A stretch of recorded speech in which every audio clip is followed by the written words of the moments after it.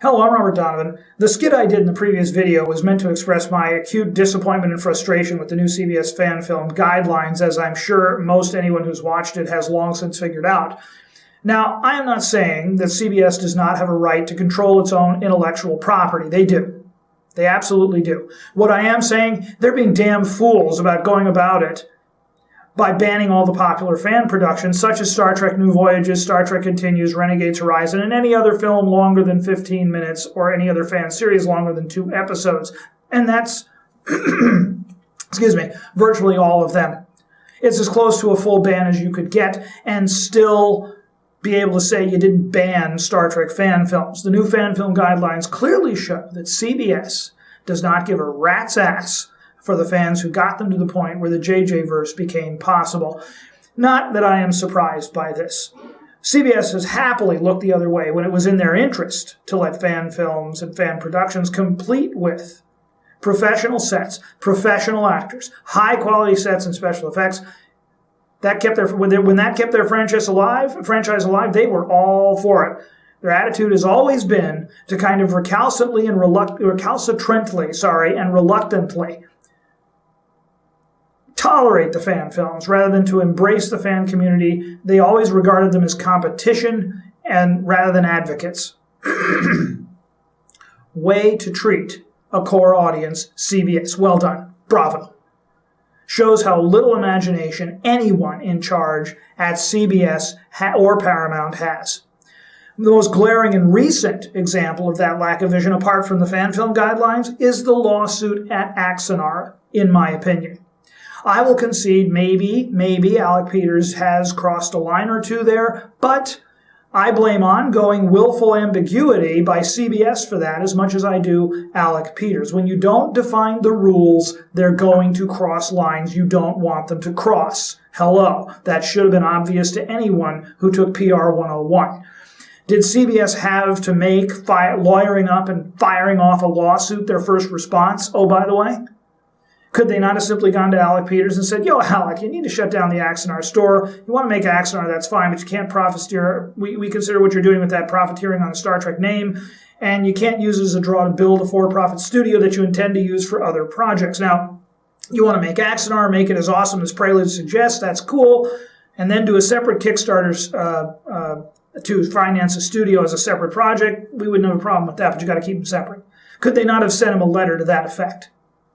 Right? That seems to be one of the big beefs that people say they had with Axanar.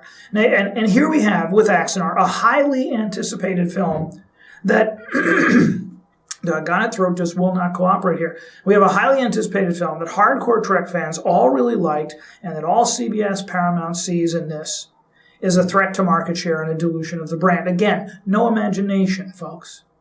If somebody had come to me and said, yo, Rob, people are self-financing films based on my IP at no cost to me, offering them for free on YouTube, getting millions of views per week, worldwide appeal, and an internet presence most companies would kill their children for.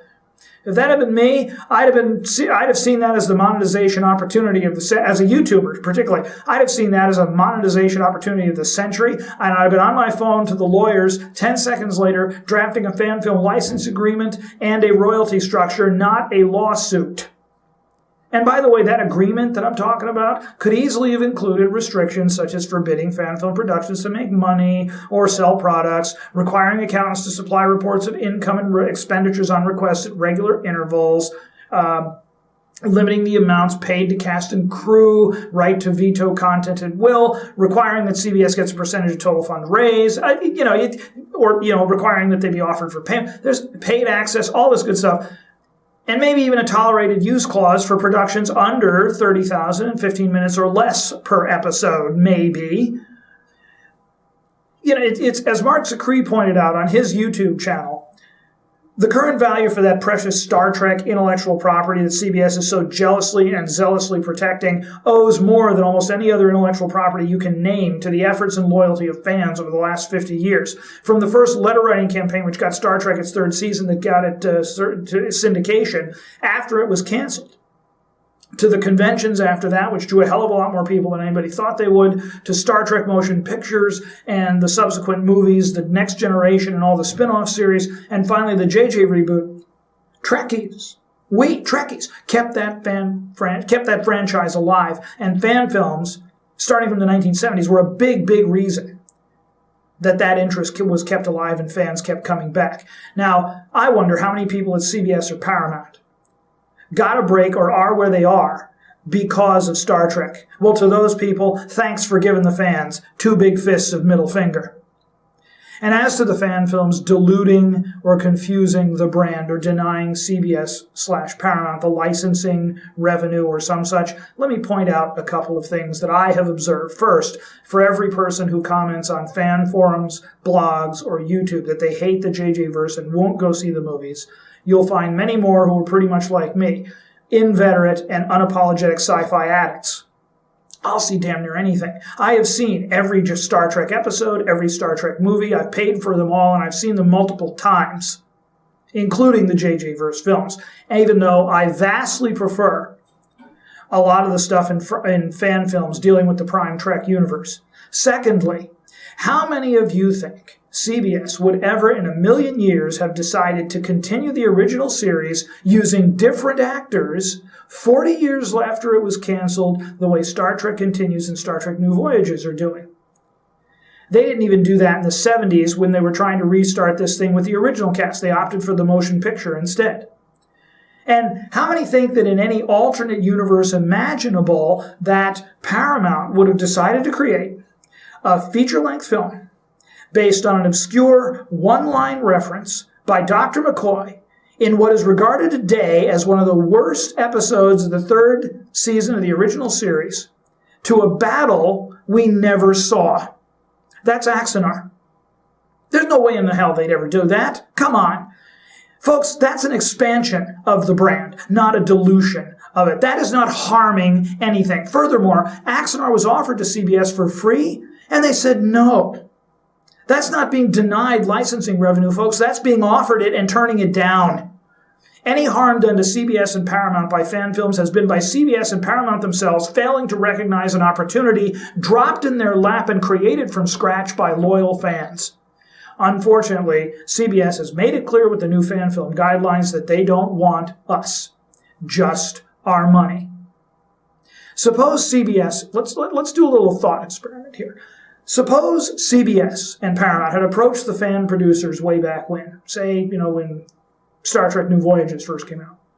James Cawley's excellent fan series. Let's say they had come to James and some of the other fan producers that were running around back then and said, hey, we would like to celebrate Star Trek fans and the Star Trek fan phenomenon by showcasing the best fan productions of all types on our website as a lead-up to each new movie and new series, and announced a low-cost royalty agreement so they could get paid for the fan film's use of their IP. It could be along lines like I mentioned earlier, or any other, or at least something less draconian than the ones they put out. Right? They could have required fan films to put a link to the trailers for any new movies or series after each video. How much positive publicity? How much fan enthusiasm for the new movie and the new series? How much goodwill for CBS? Imagine that. Might there be right now? It could have been a win-win for everybody. CBS could monetize the fan content while still retaining control over its IP, and fans would get content they wanted to see that the studios didn't have the monetary incentive to provide. Instead of opening all that up and making use of it and creating a real community and creating a lot of income for themselves to the tune of millions of dollars, I am certain they quashed it. How brilliantly hidebound of CBS. I mean, there's a certain genius in how hidebound that was. The depth of their fatuity simply dumbfounds me at this, that they did not see this as an opportunity. Call me a cynic, folks, but I suspect that if CBS thinks we're the best fans in the world, it's because they think they can dump all over us, and enough of us will still keep watching Star Trek to make it pay. That we old school fans are simply not worth pursuing in light of the JJ-verse fan base that has evolved. Well, I, for one, have no intention of supporting CBS or Paramount to trample the loyalty of longtime fans this way. And I think it's time we made our presence felt by our absence.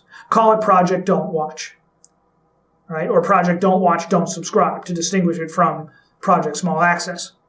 I will not be subscribing to the new Star Trek series at all, and I encourage no one to subscribe to it. I will not be watching any official Star Trek on any broadcast or streaming service like Netflix that carries it, so as not to add to their views and watch time numbers. Furthermore, though I am grateful to J.J. Abrams and Justin Lin for trying to talk some sense into the suits at CBS and make them see reason, I will not be seeing Star Trek Beyond. And I encourage all fans who want to continue to see fan films as we have come to enjoy them to do the same. We simply need to demonstrate that we are not willing to pay CBS to treat us this way. Thanks for watching. I hope this didn't run too long. Links in the description to the Axanar, Prelude to Axanar, the Axanar Productions website, Fan Film Friday, which is Jonathan Lane, and the Small Project Small Access, and Marc Zicree's excellent YouTube channel. Thanks for hearing the rant if you've come this far.